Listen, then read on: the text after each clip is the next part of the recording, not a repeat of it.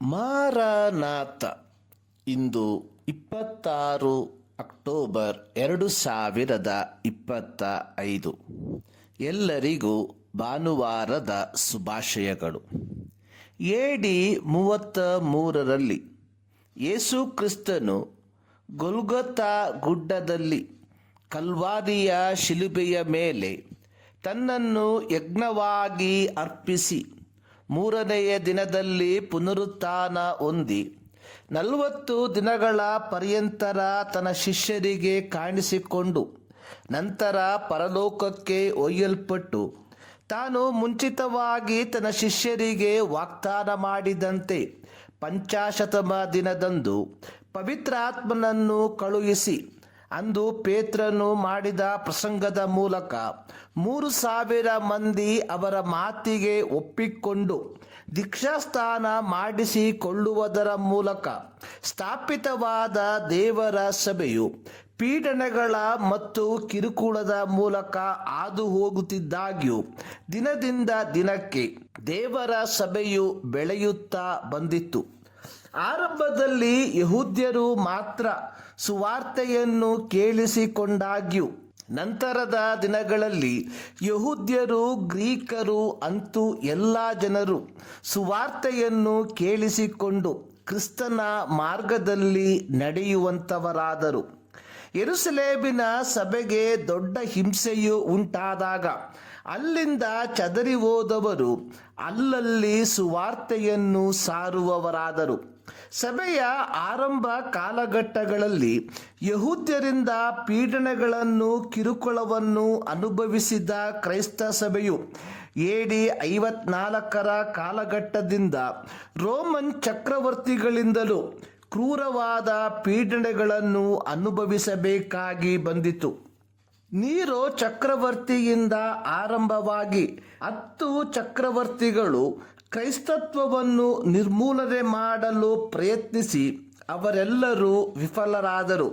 ಕೇವಲ ಬೆರಳೆಣಿಕೆಯ ಸಂಖ್ಯೆಯಿಂದ ಆರಂಭವಾದ ದೇವರ ಸಭೆಯು 3ನೇ ಶತಮಾನದ ಆರಂಭ ಭಾಗಕ್ಕೆ ಬಂದಾಗ ಅಸಂಖ್ಯಾತವಾಗಿ ಬೆಳೆದು ನಿಂತಿತು. AD 155ರಿಂದ 220ರ ಕಾಲದಲ್ಲಿ ಜೀವಿಸಿದ ಟೆರ್ಟುಲಿಯನ್ ಎಂಬ ದೈವಶಾಸ್ತ್ರಜ್ಞ ಹೇಳಿರುವಂಥದ್ದು, ರಕ್ತಸಾಕ್ಷಿಗಳ ರಕ್ತದ ಕಣಗಳು ಸಭೆಯ ಬೀಜವಾಗಿದೆ. ಸ್ಟೇಫನಿಂದ ಆರಂಭವಾದ ರಕ್ತಸಾಕ್ಷಿ ಮರಣ AD 300ರ ಆಸುಪಾಸಿಗೆ ಬಂದಾಗ ಅಸಂಖ್ಯಾತವಾಗಿ ಮಾರ್ಪಟ್ಟಿತು. AD 313ರಲ್ಲಿ ಕಾನ್ಸ್ಟಂಟೈನ್ ಚಕ್ರವರ್ತಿಯು ಹೊರಡಿಸಿದ ಮಿಲನ್ ಶಾಸನವು ಕ್ರೈಸ್ತ ಧರ್ಮವನ್ನು ರೋಮ್ನಲ್ಲಿ ಕಾನೂನುಬದ್ಧಗೊಳಿಸಿತು. AD 380ರಲ್ಲಿ ರೋಮನ್ ಚಕ್ರವರ್ತಿಯಾಗಿದ್ದ ಥಿಯೋಡೋಸಿಯಸ್ ಕ್ರೈಸ್ತ ಧರ್ಮವನ್ನು ರೋಮ್ ರಾಜ್ಯದ ಧರ್ಮವಾಗಿ ಘೋಷಿಸಿದ. 6ನೇ ಶತಮಾನಕ್ಕೆ ಕಾಲಿಟ್ಟಾಗ ಸಭೆಯು ಒಂದು ರಾಜಕೀಯ ಶಕ್ತಿಯಾಗಿ ಬೆಳೆಯಲು ಆರಂಭಿಸಿತು. 15ನೇ ಶತಮಾನದ ಪ್ರಾರಂಭ ಸಮಯಕ್ಕೆ ಬಂದಾಗ ಕ್ರೈಸ್ತ ಸಭೆಯು ಆರ್ಥಿಕವಾಗಿಯೂ ರಾಜಕೀಯವಾಗಿಯೂ ಸದೃಢವಾಗಿ ಕ್ರೈಸ್ತ ಸಭೆಗಳಲ್ಲಿ ಭ್ರಷ್ಟಾಚಾರ ಹಾಗೂ ಧಾರ್ಮಿಕ ನಾಯಕರುಗಳಲ್ಲಿ ದುಬಾರಿ ಜೀವನ ಶೈಲಿಯು ಹೇರಳವಾಗಿ ವ್ಯಾಪಿಸಿತು. ಧಾರ್ಮಿಕ ನಾಯಕರುಗಳು ಅಧಿಕಾರದಲ್ಲಿಯೂ ಸಂಪತ್ತಿನಲ್ಲಿಯೂ ತಮ್ಮ ಗಮನವನ್ನು ಹರಿಸತೊಡಗಿದರು.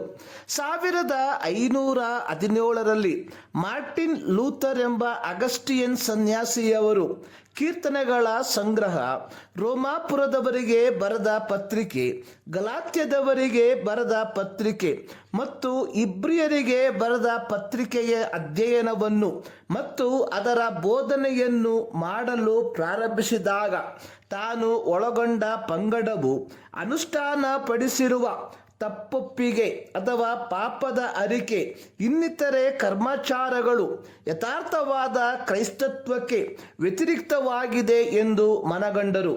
ಪಾಪ ಮುಕ್ತಿಯ ಚರ್ಚೆಗೆ ಸಂಬಂಧಿಸಿದ 95 ಪ್ರಬಂಧಗಳನ್ನು ಬರೆದು ವಿಟನ್ಬರ್ಗ್ನ ಕ್ಯಾಸಲ್ ಚರ್ಚಿನ ಬಾಗಿಲಿಗೆ ಅಕ್ಟೋಬರ್ 31, 1517ರಲ್ಲಿ ಅಂಟಿಸಿದರು.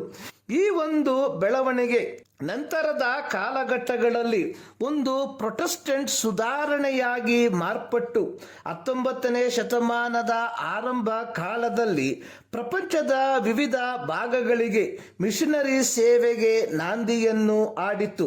19ನೇ ಶತಮಾನದಲ್ಲಿ ಸುಮಾರು 400 ಭಾಷೆಗಳಿಗೆ ಸತ್ಯವೇದವು ಪೂರ್ಣವಾಗಿ ಭಾಷಾಂತರಗೊಂಡಿದ್ದವು. 20ನೇ ಶತಮಾನಕ್ಕೆ ಬಂದಾಗ ಅದರ ಸಂಖ್ಯೆಯು ದುಪ್ಪಟ್ಟಾಗಿ ಬೆಳೆಯಿತು. ಈ ಭಾನುವಾರ ಮೇನ್ಲೈನ್ ಸಭೆಗಳು ಪುನಃಸ್ಥಾಪನೆಯ ಭಾನುವಾರವಾಗಿ ಆಚರಿಸುತ್ತಿರುವಾಗ ನಮಗೆ ನಾವೇ ಕೇಳಿಕೊಳ್ಳಬೇಕಾದ ಪ್ರಶ್ನೆ, ನಾವು AD 33ರಲ್ಲಿ ಸುವಾರ್ತೆಯು ಪೀಡನೆಗಳ ನಡುವೆ ಹರಡಿದಂತೆ ನಮ್ಮ ಕಾಲದಲ್ಲಿ ಸುವಾರ್ತೆಯನ್ನು ಹಬ್ಬಿಸುತ್ತಿದ್ದೇವಾ? ಅಥವಾ 15ನೇ ಶತಮಾನದಲ್ಲಿ ಕ್ರೈಸ್ತ ನಾಯಕರುಗಳು ಅಧಿಕಾರದಲ್ಲಿಯೂ ಸಂಪತ್ತಿನಲ್ಲಿಯೂ ತಮ್ಮ ಗಮನವನ್ನು ಹರಿಸಿದಂತೆ ನಾವು ನಮ್ಮ ಗಮನವನ್ನು ಲೌಕಿಕತೆಯ ಕಡೆಗೆ ಹರಿಸುವವರಾಗಿದ್ದೇವಾ? ಯೇಸು ಪಿಲಾತನಿಗೆ ಹೇಳಿದ್ದು, ನನ್ನ ರಾಜ್ಯವು ಈ ಲೋಕದ್ದಾಗಿದ್ದರೆ ನಾನು ಯಹೂದ್ಯರ ಕೈಯಲ್ಲಿ ಬೀಳದಂತೆ ನನ್ನ ಪರಿವಾರದವರು ಕಾದಾಡುತ್ತಿದ್ದರು, ಆದರೆ ನನ್ನ ರಾಜ್ಯವು ಇಲ್ಲಿಯದಲ್ಲವೆಂದು ಉತ್ತರ ಕೊಟ್ಟನು. ಪ್ರಿಯರೇ, ನಾವು ಸಾರ್ವಭೌಮ ಕರ್ತನ ಪ್ರಜೆಗಳಾಗಿರಲಾಗಿ ನಾವು ಕರ್ತನು ಬಯಸುವಂತಹ ಜೀವಿತವನ್ನ ಈ ಲೋಕದಲ್ಲಿ ಜೀವಿಸುವಂತವರಾಗಿರುವ ಈ ಮುಂಜಾನೆಯಲ್ಲಿ ಸರ್ವಶಕ್ತನಾದ ದೇವರು ಈ ಅಧ್ಯಯನದ ಮೂಲಕ ನಿಮ್ಮನ್ನು ಆಶೀರ್ವದಿಸಲಿ.